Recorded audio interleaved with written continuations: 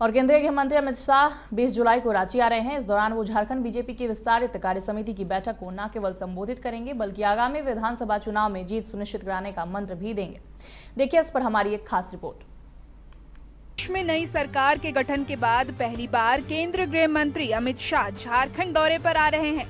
इसके मद्देनजर पार्टी कार्यक्रम को अंतिम रूप देने में जुट गई है, जहां बीजेपी के इस विस्तारित कार्य समिति की बैठक में राज्य भर के करीब 26,000 से ज्यादा कार्यकर्ता जुटेंगे। वहीं ये भी संभावना जताई जा रही है कि बीजेपी विधानसभा चुनाव का शंखनाद यहीं से करेगी।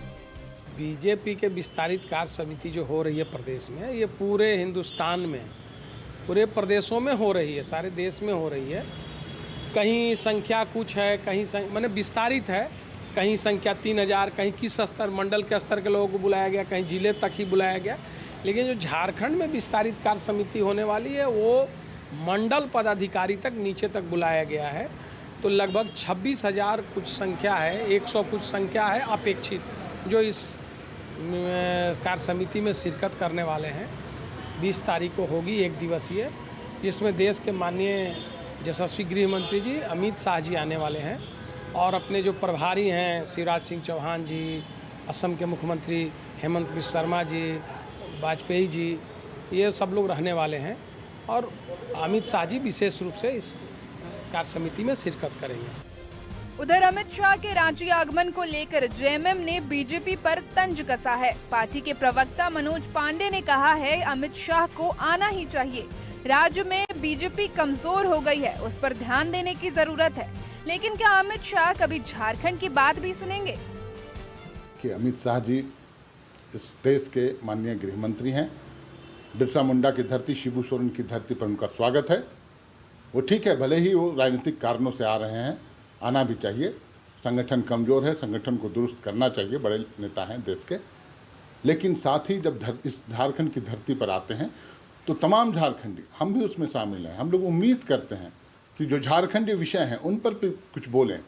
झारखंडियों को जो चिर प्रतीक्षित मांग है, जो उनके स्तर से लंबित है, उस पर भी अपना पक्ष रखें। आदिवासी धर्म कोड का क्या हुआ, पिछड़ों का आरक्षण का क्या हुआ, 32 आधारित खतियान आधारित जो नियोजन नीति है उसको क्यों रोक रखा गया है, 1,36,000 करोड़ रुपया मेरा कब वापस करेंगे, यहाँ स्मार्ट सिटी बनेगा कि नहीं बनेगा, बुलेट ट्रेन चलेगा कि नहीं चलेगा, झारखंड आपकी प्राथमिकता सूची में है कि नहीं है, वो तो स्पष्ट करें।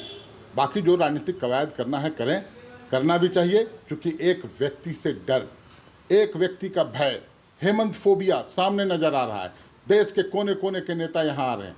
चलिए प्रयास करें ये लोग, बाकी तो जनता जनार्दन है। बहरहाल विस्तारित कार्य समिति की बैठक के जरिए बीजेपी राज्य में मजबूत संगठन के रूप से शक्ति प्रदर्शन करने जा रही है, जहां विधानसभा चुनाव में एकजुट होकर चुनाव लड़ने का संकल्प दोहराया जाएगा। झारखंड में इस साल के अंत में विधानसभा चुनाव होना है और कई केंद्रीय मंत्री झारखंड में चुनावी जमीन तैयार करने में जुटे हुए हैं। इन सब के बीच में एक बार गृह मंत्री का झारखंड दौरा होना है और कार्यकर्ताओं के मनोबल को बढ़ाने में ये जरूर काम आएगा। सहयोगी नवल प्रसाद के साथ संजीव सिन्हा, समाचार प्लस, रांची।